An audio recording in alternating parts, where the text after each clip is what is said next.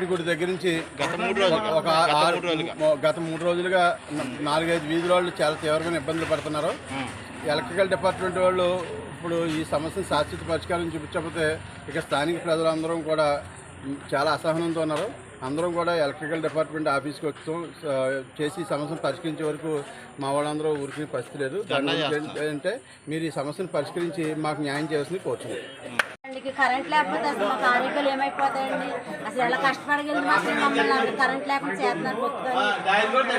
అసలు కరెంట్ లో కరెంట్ వచ్చిందంటే లో కరెంట్ అది ఫ్యాన్ తిరగ ఏం తిరగ పిల్లలేమో గోళ మాకే నిద్రలు ఉండవు. తెల్లారి పనిలోకి వెళ్ళలేకపోతున్నాం. నిద్ర వచ్చేస్తున్నాం. ఎలాగంటే అసలు ఇది మాకు సపరేట్గా ఇంకోటి అయ్యి ట్రాన్స్ఫర్ మొత్తం ఇక అక్కడి నుంచి బాగానే ఉంది. ఈ తమ్మానికి మొత్తం సాగుపోయి ఎప్పుడు తెగిపోతాయో పిల్లలు అటు ఇటు తిరుగుతారు. ఎప్పుడు తెగిపోతే లైన్ మ్యాన్ గారు కేకేస్తాడు. ఇందాక వచ్చేస్తుంది అని చెప్పాడు. ఇందాక అక్కడ ఏం మార్చాడు. అప్పటి నుంచి కరెంట్ వస్తలేదు మాకు. ఏంటి పరిస్థితి? 3 చేయాలి మళ్ళీ 3500 అంటే అరగంటలో కట్టేస్తారంట. పీరియడ్కి వెళ్ళిపోయి అరగంటలో కట్టేస్తే చేస్తారంటాడు. కట్టేసిన తర్వాత గంటలో 2 గంటలు తెస్తారండి. ఎందుకు వచ్చిందండి ఇది? పిల్లలేమో గొల్లు మన గోలెట్టేస్తున్నారు. మరీ దారుణంగానే. ఎందుకు ఇది? 3 రోజుల నుంచి తెప్పరయ్యి మాకు. అప్పుడే బాగానే ఇచ్చేవారు. అప్పుడే 2 నెలలు పెట్టి ఇలాగ ఏడిపించేస్తున్నారు. ఎందుకు వచ్చింది? పిల్లలు అందరం మేము మున్సిపాలిటీ పని చేస్తాం. మళ్ళీ పొద్దున్న 4 వెళ్తాం.